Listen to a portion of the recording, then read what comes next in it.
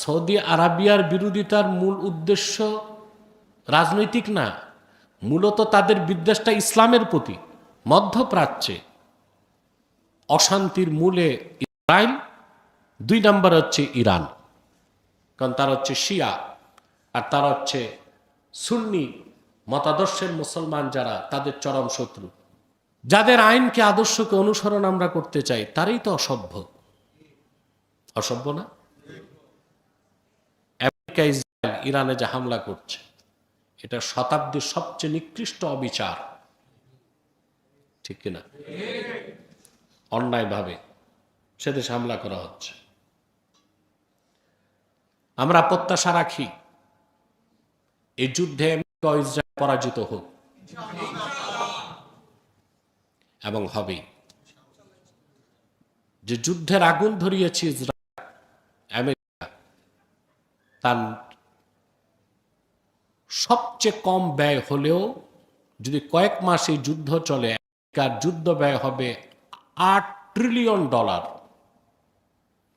এমনিতে আমেরিকার ঋণ এখন $39 ট্রিলিয়ন। কত? পৃথিবীতে সবচেয়ে গরিব ঋণগ্রস্ত দেশ হচ্ছে আমেরিকা, কিন্তু চাকচিক্যের কারণে আমরা বুঝতে পারি না। ঋণ যার বেশি সে গরিব না। আপনার 1 কোটি আছে, ঋণ আছেন 10 কোটি, আপনি কি ধনী? ঋণী।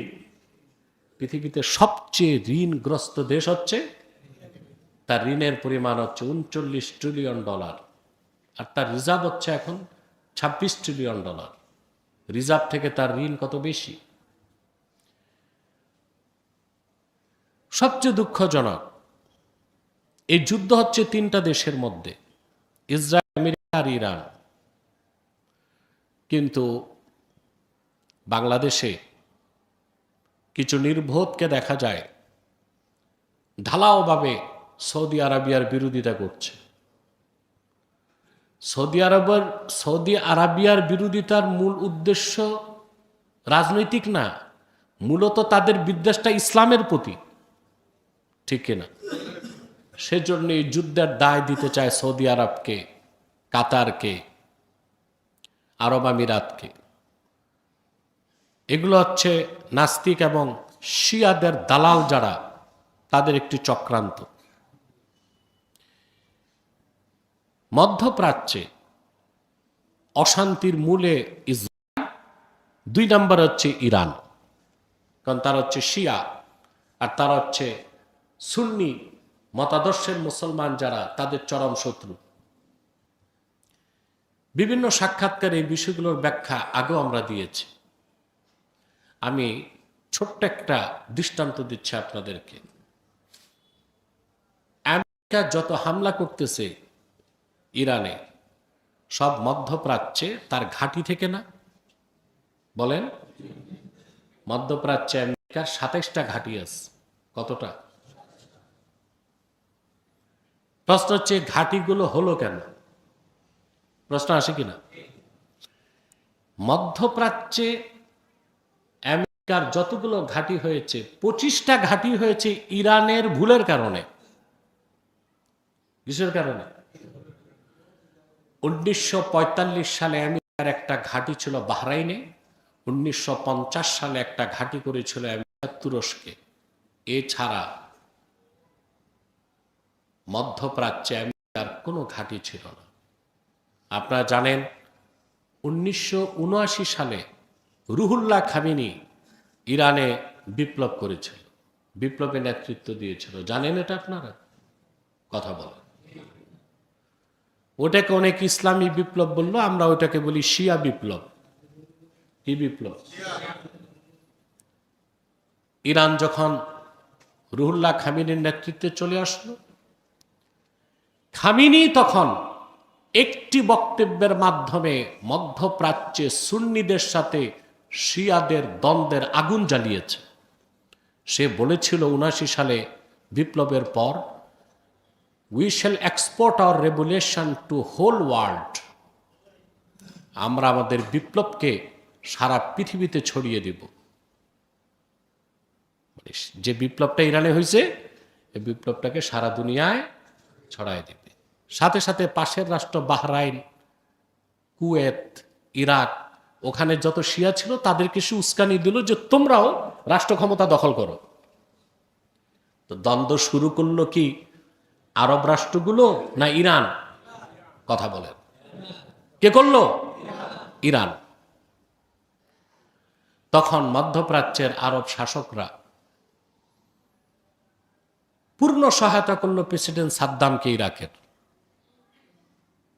প্রেসিডেন্ট সাদ্দাম তখন তার সাথে যুদ্ধ জড়ালো, কারণ সাদ্দামের ভয় ছিল ইরানের মতো ইরাকেও যদি শিয়ারা বিপ্লব করে তাহলে তো সুন্নিদের হাতে আর ক্ষমতা থাকবে না। কথা বলছেন? এই যুদ্ধ শুরু হলো the strait of Hormuz, Hormuz প্রণালী নিয়ে। এই যুদ্ধ চলল 8 বছর, কিন্তু 8 বছরের যুদ্ধে ইরাক ঋণগ্রস্ত হয়ে গেল। সাদ্দাম তখন মধ্যপ্রাচ্যের রাষ্ট্রগুলোর কাছে ঋণ পরিশোধের টাকা চাইল। কুয়েতের কাছে সে চাইল $10 বিলিয়ন। কুয়েত বলল আমি টাকা দিব না, বলে তেল দাও, বলে তেল দিব না। তখনই 90 সালের শেষ, 91 সাল যুদ্ধটা হয়েছে, উপসাগরীয় যুদ্ধ 90 থেকে 91।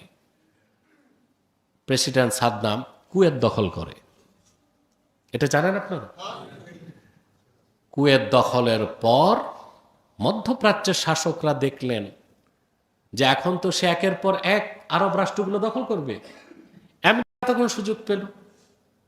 সৌদি আরবের বাদশা ছিলেন ফাহাদ, তার নেতৃত্বে মধ্যপ্রাচ্যের শাসকগণ আমেরিকার সাথে নিরাপত্তা চুক্তিতে আসলো। এই নিরাপত্তা চুক্তির আলোকেই আমেরিকা তখন এসে 25টি ঘাঁটি করছে। তাহলে এই যে মধ্যপ্রাচ্যে ঘাঁটি হলো, যে ঘাঁটি থেকে ইরানে হামলা করা হচ্ছে, এটার দায় কার? বলেন। আমার বড় অবাক লাগে, ইতিহাস জানে না, গ্লোবাল পলিটিক্স জানে না, টক শোতে বসে বসে কি পণ্ডিত এক একটা মধ্যপ্রাচ্যের বিরোধিতা করে, আরব রাষ্ট্রগুলোর বিরোধিতা করে, দেখে দাড়িওয়ালা টুপিওয়ালা মৌলবীরাও বিরোধিতা করতেছে।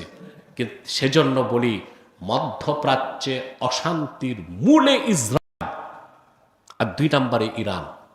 যদিও বা এই যুদ্ধে আমরা ইরান বিজয়ী হোক, ইসরায়েল ধ্বংস হোক, এটাই চাই, কিন্তু সত্যটা তো বলতেই হবে, ঠিক কিনা বলে? যে কথা থেকে এত কথা বললাম, যারা আইনের শাসনের কথা বলে, যারা আন্তর্জাতিক আদালত বানিয়ে রেখেছে, যারা জাতিসংঘের নেতৃত্ব দেয়, আমরা দেখলাম তারাই পৃথিবীতে সবচেয়ে বর্বর, ঠিক কিনা? একটি স্বাধীন রাষ্ট্রে অতর্কিত হামলা করে সে দেশের সর্বোচ্চ নেতাকে হত্যা করা হয়েছে, খামিনিকে। তার আগে ভেনেজুয়েলার প্রেসিডেন্টকে রাতের অন্ধকারে বউসহ হাইজ্যাক করছে। এটি কি সভ্য দুনিয়া? কথা বলে। আপনারা যারা পলিটিক্স চর্চা করেন তারা জানেন এক সময় পৃথিবীতে দাপট ছিল কমিউনিজম, তারপর আসলো ক্যাপিটালিজম আমেরিকার নেতৃত্বে। এখন যেটা, এটা হচ্ছে জাঙ্গালিজম।